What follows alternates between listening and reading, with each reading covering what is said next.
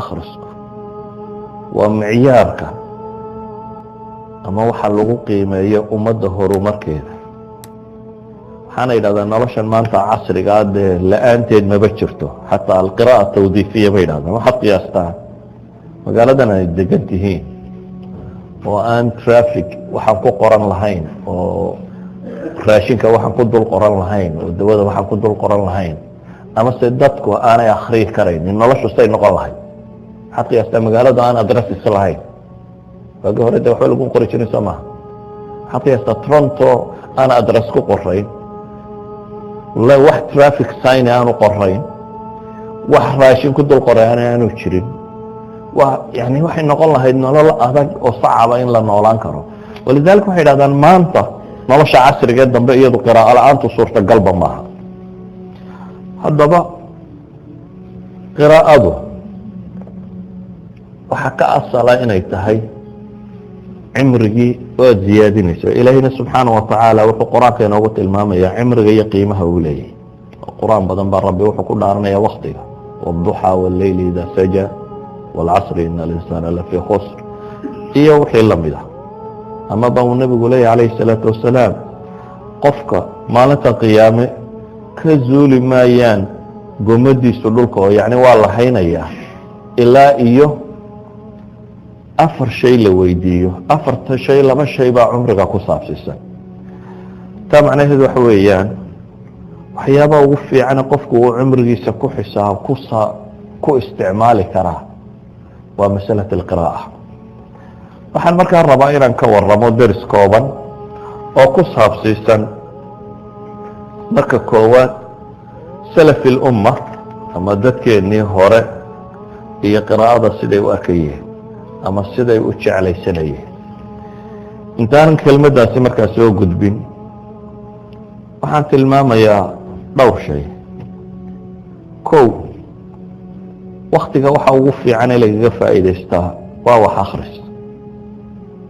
waxaanay u arkayeen culammadii muslimiinta ahayd qiimaha waktigu uu leeyahay iyo intaajka uu soo saari karo. waxa ugu badan ee lagu soo saara misaal,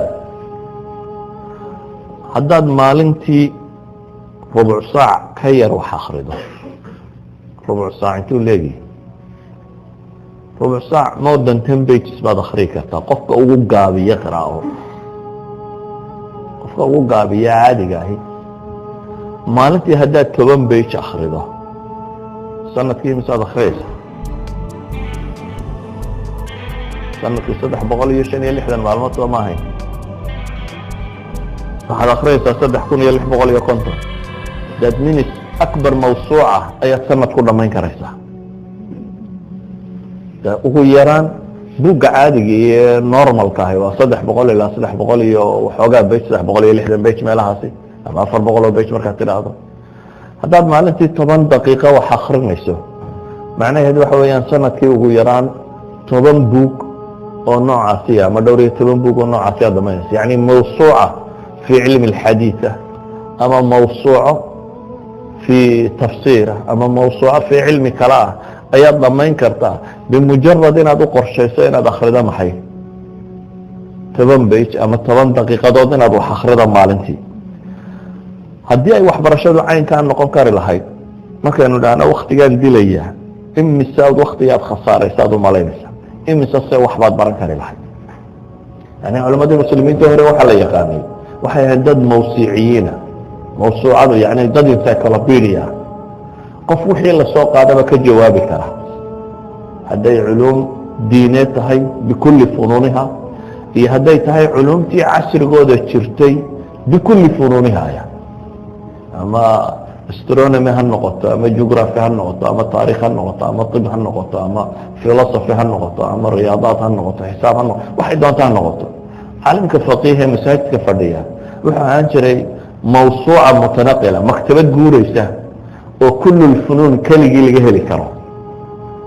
sabab kalena may jirin, dadka kamay caqli badnayn, bini aadam ka baxsan may ahayn, laakiin waxay ahaayeen dad waktiga ka faa'iideeya. waxay ahaayeen dad waktigooda ku bixiyey inay wax baran karaan. maanta waxay dhahdaan averageka dadka caadiga ahi bay dhahdaan ugu yaraan 3 saacadood bu TV daawadaa bay dhahdaan. afreedka caadiga marka laisku dardaro 3 saacadood waqti ku dhadhow buu tv daawada haddaad 3 saacadood wax akhri lahayd maalin kasta maxaa soo bixi lahaa yani halka tvguna haddaad buug ku bedeli lahayd ay fanku doonayo ha noqdo waxaad soo bixi kari lahaa yani fi khilaali 10 sanawaat ama fi khilaali 15 sana waxa dunida lagu hayo fan iyo waxaad jaahil ka noqon lahayd ma jirin